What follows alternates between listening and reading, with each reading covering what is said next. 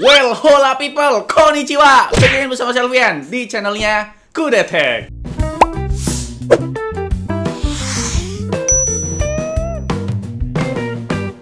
Oke, AMD tuh bulan kemarin baru aja ngerilis prosesor Zen 5 terbaru mereka, yaitu AMD Ryzen 9000 series. Dan langsung ngeklaim kalau Ryzen 9 9950X mereka adalah prosesor konsumer terkenceng di muka bumi, ngalahin Core i9 14900K. Menariknya, bre, Ryzen 9 9950X ini punya TDP yang jauh lebih rendah ketimbang Core i9 14900K. Yang artinya AMD sekarang juga lebih fokus ya buat efisiensi daya gitu loh. Tapi tentu, pencapaian itu nggak lepas dari penggunaan motherboard AM5 dengan chipset terbaru yaitu X870 dan X870E. Gak sedikit pada bertanya-tanya kenapa abis chipset 600 series AMD langsung lompat ke chipset 800 series. Kemana chipset 700 seriesnya? Nah, aku pribadi juga udah ya bertanya-tanya, udah heran juga loh. Padahal di komunitas udah pada nungguin kehadiran motherboard dengan chipset X770 kan, angkanya kan bagus tuh. X770, B750 ataupun A720. Angka 7 bagus padahal. Tapi entah lah ya, karena mungkin AMD alergi gitu sama angka 7 gitu, nggak tahu juga. AMD juga nggak ngeluarin statement resmi soal ini ya. Mungkin emang mereka iseng aja pengen ngeduluin Intel yang harusnya di generasi 15 pakai chipset 800 series juga. Itu pun kalau Intel masih ada ya. Kan katanya mau dibeli tuh sama Qualcomm. Oke, bre, ya kita langsung aja balik ke topik utama ya. Di sini sebenarnya kita mau unboxing dan hands-on tipis-tipis motherboard terbarunya dari Asus, dan ini dia Asus TUF Gaming X870 Plus Wi-Fi yang tentu aja lebih affordable ya ketimbang lini ROG-nya mereka. Kenapa pakai baju ROG, Bang? Iya, soalnya TUF nggak bikin ini ya, merchandise ya. Kira-kira ada teknologi baru apa aja yang hadir di chipset X870 ini? Langsung saja, mari kita bahas. Pertama kita unboxing dulu ya kan, si motherboardnya ini ya, Asus TUF Gaming X870 Plus Wi-Fi. Nah, di boxnya di sini tertulis Asus insert of ya gitulah, branding lah ya. Terus ada TUF Gaming motherboard X870 Plus Wi-Fi, ini tipenya gitu kan. Terus di sini ada logo TUF Gaming, di sini ada chipsetnya X870 dari AMD ya. Di sini ada ya stiker-stiker, ada Aura Sync, Wi-Fi 7. Ya udah pakai teknologi Wi-Fi terbaru. DTS ini untuk audionya HDMI karena memang ini kan royalty ya. Royalty ya, harus bayar royalty. Jadi harus kasih logonya, bisa Gen 5. Terus ada AI PC, ya kan. Sisanya sih ya sama juga sih ya. Oke, langsung aja kita buka ya teman-teman ya. Dan wow, ini dia untuk motherboardnya dibungkus oleh plastik ya teman-teman ya.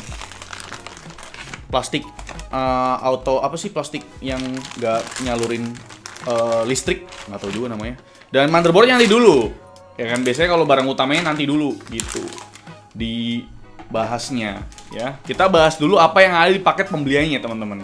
Nah, karena memang ini ada kata Wi-Fi-nya ya kan, di sini ada X870 Plus Wi-Fi, jadi harusnya sih ada antenanya ya. Kayaknya sekarang motherboard high end, mungkin mid range juga ada ya. Dia udah pakai Wi-Fi, bro. Karena Wi-Fi itu penting ternyata. Ada orang bilang, aduh bang, males banget narik kabel gitu ya kan. Narik kabel males, makanya dia pengen cari motherboard yang ada Wi-Fi-nya sekalian gitu. Dan ini dia untuk dia punya antenanya ya. Dan dia ada 2 slotnya untuk dipasangkan di dalam motherboardnya. Dan ini harusnya magnetik ya, bre. Jadi kalian tinggal tempel ke belakang casing biar ya dia nggak ganggu pemandangan lah. Sebenarnya logo desainnya juga oke sih. Nah, ini antenanya yang pertama kalian dapat. Terus ini kalian buka aja, sisanya sih kosong ya. Dan di sini ada perintilannya. Ternyata sedikit ya. Perintilannya ada DVD juga, kayaknya orang udah nggak pernah pakai DVD lagi. Di sini ada manual booknya, berbagai bahasa. Nih kalau kalian baru pertama kali rakit PC, kalian baca ini aja nih. Tuh, banyak banget tuh ya kan. Jenis-jenis yang harus kalian tahu sebelum kalian merakit PC. Mungkin untuk yang pertama kali ya. Tapi kalau kita tidak butuh ini, sombong amat. terus ini ada stiker TUF Gaming teman-teman. Ini stikernya banyak banget ya. Totalnya 1, 2, 3, 4, 5, 6, 7, 8, 9, 10, 11, 12, 13, 14, 15. Ada 15 stiker yang bisa kalian tempel di casing atau dimanapun kalian tempel lah ya kan. Ini stiker TUF Gaming. TUF Gaming tuh komunitasnya juga cukup besar loh, kayak ROG juga loh. Dan ini ada apa sih? Web storage ya, web storage. Ini nggak tahu sih, kayaknya nih kalian bakal dapat free. Beli 1 terabyte dapat 200 GB free. Ini kayaknya kayak cloud gitu ya, cloud storage gitu ya. Dan sisanya kecil-kecil, ini ada kabel SATA. Iya kan? Masih ada ya. Mungkin masih ada orang yang pakai hard disk gitu loh untuk penyimpanan besar mungkin ya. Ada 2 dikasihnya kabel SATA yang model L sama model lurus 1 gitu. Dan di sini ada, ini aku nggak tahu nih apa nih. M.2 rubber. Oh, ini untuk mungkin SSD ya. M.2 rubber. Dan sisanya iya sama juga, rubber doang, kagak ada baut-bautan ya. Cuma segini doang kalian dapatkan di motherboard X870 dari TUF ya. Tapi aku pengennya sih sebenarnya ini sih bro, flash disk gitu loh. Kayak souvenir gitu, souvenir flash disk yang bisa kalian pakai terus kan.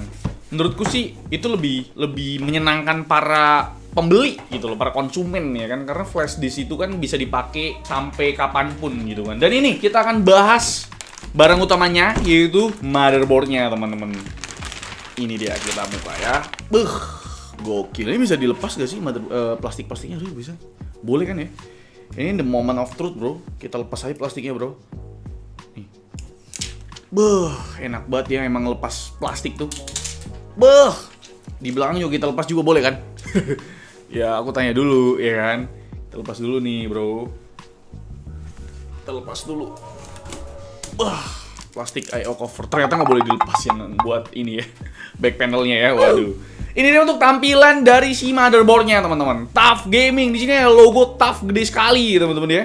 Ini ada logonya juga di bawah chipset ini untuk permukaan chipsetnya ya kan. Terus untuk cover prosesor juga ada chipsetnya juga gitu loh. Kalau dilihat sekilas ya bre, tampilan motherboard ini cukup standar ya. Bukan yang full heatsink dan bukan yang panjang juga gitu loh. Aksen TUF gamingnya bakal banyak ditemuin di beberapa titik yang tadi kita kasih tahu. Misalkan di heatsink ya kan, di heatsink VRM ini embossnya bener-bener tebel ya kan. Terus di heatsink chipset nih kalian bisa lihat, di heatsink chipset. Terus ada di M.2-nya juga ya, yang ini nih logonya gede ya kan. Terus di heatsink chip audio nih, kecil di sini ya kan. Dan ada LED yang bentuk siluet TUF di sini nih. Ini ada LED nanti nyala nih kan. Dan kalau kalian lihat ada tulisan LGA di sini, ada LGA 1718 kecil. Ini adalah kode soketnya AMD. Kan AMD udah pakai soket LGA kayak di Intel gitu, yang pin-pin gitu ya kan. Dan 1718 itu kodenya aja. AMD tetap namain tipe soketnya ya AM5 biar lebih diinget lah ya kan, lebih gampang lah. Kira-kira gitulah ya kan. Kalau ngomongin teknologi barunya di motherboard ini, ya jelas konektivitasnya tadi udah kita singgung, pakai Wi-Fi 7. Ini dia antenanya nih ya kan, yang diklaim hampir 5 kali lebih cepet bre dibandingkan dengan Wi-Fi 6. Karena memang modul chipnya udah tertanam di motherboardnya ini. Jadi kita tinggal pasang Q antenanya ini. Ini masangnya di belakang nih. Masangnya juga gampang banget cok. Tinggal dicolok doang. Udah selesai nih ya kan. Gampang banget kan berkat DIY friendly-nya Asus. Dan ini magnetik, jadi bisa kalian tempel di belakang casing kalian gitu. Jadi lebih simple kan ya kan. Antenanya ini bisa nangkep 18% sinyal lebih kuat ketimbang antena generasi sebelumnya. Mungkin di X670 ya kan. Dan Wi-Fi 7 ini juga lebih low latency. Jadi nggak harus banget kalian pakai LAN atau colok LAN buat main game online. Kan biasanya kan, gua nggak mau pakai Wi-Fi, biasanya latensinya tinggi. Nah, ini Wi-Fi 7 tuh udah low latency bre. Tapi apakah di Indonesia sudah mumpuni teknologi Wi-Fi 7? Harusnya sih udah ya. Soalnya bulan Juni 2024 kemarin Telkomsel jadi yang pertama buat ngevalidasi kehadiran teknologi Wi-Fi 7. Tapi ya masih validasi doang sih ya. Realisasinya nggak tahu kapan gitu. Nah, selain Q antena tadi, hal yang DIY friendly di Mobo ini sudah jelas Q release teman-teman nih. Q release ini nih. Ini tuh di slot VGA yang ngebantu banget kita buat ngelepas VGA tanpa harus khawatir jari kita kejepit. Dan DIY friendly lain ada di fitur Q-LUTs di semua slot M.2-nya. Q-LUTs ini tuh memudahkan kalian untuk masang atau ngelepas ya M.2 NVMe-nya. Jadi masangnya tuh tinggal kalian pasang aja begini. Klep gitu, udah jadi. Terus ngelepasnya gimana bang? Kalian tinggal tekan dikit aja. Nah, kelepas tuh M.2-nya kan.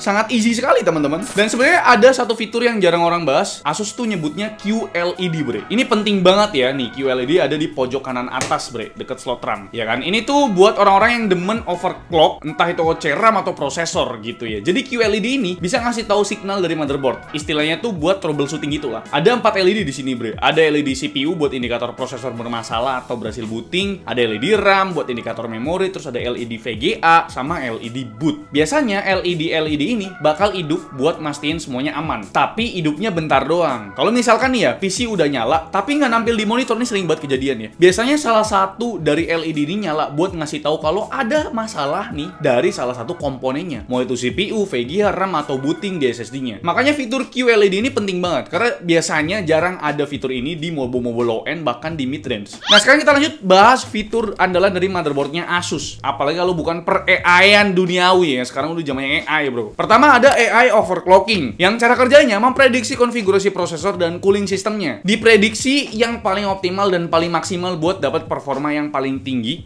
tapi tetap safe buat dipakai harian. Jadi nggak perlu parno lagi kalau misalkan mau overclocking sendiri ya kan, karena settingannya udah dicari yang paling safe Bre, yang tadi ada di Asus AI overclocking tuh ya kan. Kedua ada fitur AI cooling 2 ya, AI cooling 2 yang cara kerjanya bakal menyeimbangkan ya kinerja cooling dengan si prosesor. Ketika si prosesor jalan full load, si cooling ini tidak serta-merta langsung jalan full load juga, melainkan bertahap biar putaran kipasnya nggak langsung gitu, nggak langsung tinggi atau full speed gitu ya kan. Jadi nggak langsung berisik aja gitu loh ya kan, nggak kayak ya pesawat jet gitu ya kan. Dan fitur yang ketiga adalah AI networking ya kan. Salah satu sub fitur di sini ada yang namanya traffic monitor yang cara kerjanya melacak usage atau penggunaan channel WiFi kita. Hanya dengan klik tombol channel switch maka WiFi kita bakal beralih ke channel yang lagi sepi biar dapat koneksi dan bandwidth yang lebih lancar. Tapi disclaimer lagi ya kan, fitur channel switch ini cuma bisa kompatibel sama routernya Asus aja. Jadi kalau kalian beli combo Asus, kalau mau maksimal fitur AI networking, beli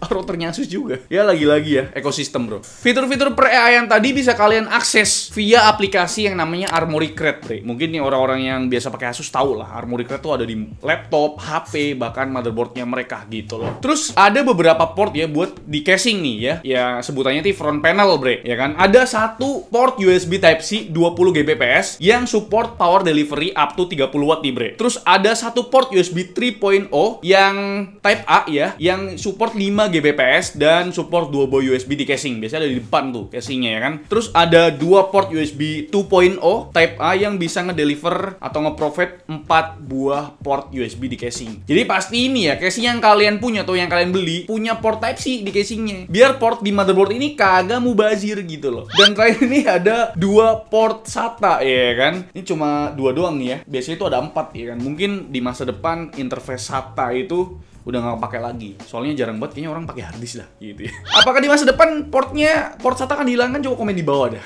Dan sekarang kita lanjut ngebahas teknologi baru lain yang ada di Mobo ini, yaitu di bagian I/O portnya. Buat port USB Type-C nya, kalau di X670 cuma USB 3.2 Gen 2 X2, sedangkan di X870 ini kedua USB Type-C nya udah pakai interface USB 4 40 Gbps yang juga support power delivery 3.0 yang bisa nyalurin daya up to 100 watt Bre. USB 4 loh, ada 2 buah ya kan, ini lumayan banget. Terus sisa konfigurasi I/O portnya masih sama aja ya, sama X670. Total port USB ada 10 port termasuk 2 port USB Type-C tadi. Terus port LAN-nya udah 2,5 gigabit ya. Terus ada port HDMI juga ya kalau misalkan kalian pakai prosesor yang ada eGPU-nya. Dan ada switch nih ya buat BIOS flashback ya kan, buat urusan update BIOS atau kalau misal gagal update BIOS lah, ini penting juga nih. Dan terakhir ada kumpulan port audio yang pakai chipset Realtek ALC 1220p ya. Dan audionya ini udah support 7.1 surround sound Bre. Chip audio ini emang biasa dipakai di Mobo kelas high end gitu loh ya kan. Jadi ini ya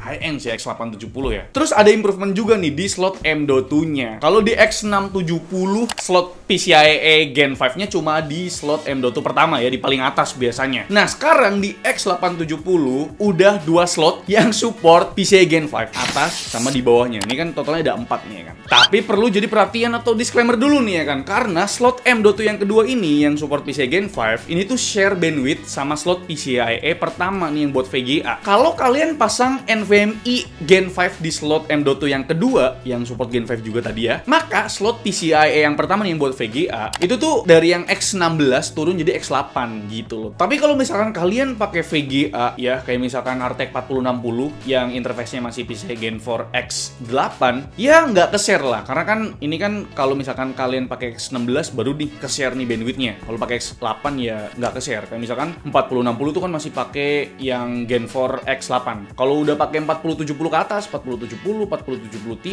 Ti Super, 4080, 4090, barulah bandwidthnya ke-share gitu loh. Dan 2 slot sisanya kayak slot M.2 ketiga dan keempat itu semuanya udah support PCIe Gen 4. Gen 4 sorry ya, Gen 4 ya. Nggak kayak X670 yang masih nyempilin 1 slot M.2 PCIe Gen 3. Biasanya yang paling bawah nih jadi anak tiri nih ya kan. Jadi totalnya ada 2 slot M.2 yang Gen 5 sama 2 slot M.2 yang Gen 4. Total ada 4 tuh ya kan. Nah, improvement lain ada di power stage-nya. Kalau di X670 konfigurasinya kan masih 14 plus 2 plus 2 power stage di 70 ampere. Nah, di X870 ini udah ningkat Bre, ya kan. Jadi 16 plus 2 plus 1 power stage dan up to 80 ampere. Buat port powernya masih sama aja ya. Di sini kan bisa lihat, ini port powernya ada 2 kali 8 pin power CPU dan 24 pin high-end power motherboard. Jadi ini cocok banget buat kalian yang pengen pakai prosesor high-end ya, macam ya Ryzen 7 9000 series ataupun Ryzen 9 sekalipun dah, karena memang ini kan chipset high-end gitu loh. Nah, buat slot memori gimana nih? Slot RAM-nya masih pakai 4 slot DIMM DDR5 dengan kapasitas maksimal di 192 GB dan frekuensi maksimalnya up to 8000 MHz yang support Intel XMP buat overclocking dan juga AMD Expo buat overclocking RAM. Dan terakhir kita bahas soal kompatibilitas cooling sistemnya. Kalian mau pakai kipas, mau cooling, all-in-one liquid cooling ada di sini ya. Bisa gitu. Sebenarnya ada total 8 buah header fan ya. 8 itu banyak banget. Tapi fan header yang di pojok kanan bawah nih, ini tuh bisa berfungsi juga sebagai water pump header kalau kalian mau pakai all-in-one liquid cooling gitu loh. Terus header CPU fan dan I/O pump ada di area atas. Ya biasanya emang nyempil di atas sih. Dan 6 fan header sisanya bisa dipakai buat kipas casing bre. Karena biasanya kan ya kalau beli motherboard kayak gini sih orang pakai kipasnya tuh ya lebih dari 5 ya bahkan 6 gitu ya kan. Ya kipasnya banyak banget lah gitu. Jadi fan headernya tuh udah cukup lah ya, udah banyak banget lah. Kalau buat per RGB-an tentu Mobo ini sudah support Aura Sync gitu ya kan. Totalnya ada 3 buah pin header RGB. Ini RGB 5 volt yang pakai 3 pin nih. Jadi ada 2 di bagian bawah sama satunya lagi tuh ada di bagian atas kanan ya, pojok kanan. Gitu loh. Kayaknya udah kita bahas semua ya. Ya dari mulai unboxing, port-portnya kita udah bahas, bahkan fitur-fiturnya ya kan, kayak fitur DIY friendly tadi ada QLED, QRelease, QLED. Banyak sekali yang udah kita bahas di motherboard terbaru dari Asus ini, itu TUF Gaming X870 plus Wi-Fi ya teman-teman ya. Dan mungkin kita ngomongin soal harga ya. Kayaknya sih belum ada harga resmi buat si TUF Gaming X870 plus Wi-Fi ini, tapi kalau dilihat harga X670 yang sebelumnya yang udah ada ya, di harga 6 jutaan harusnya sih nggak jauh beda ya dari angka 6 jutaan itu. Mungkin kalau beda-bedanya ya 7 juta lah, nggak lebih dari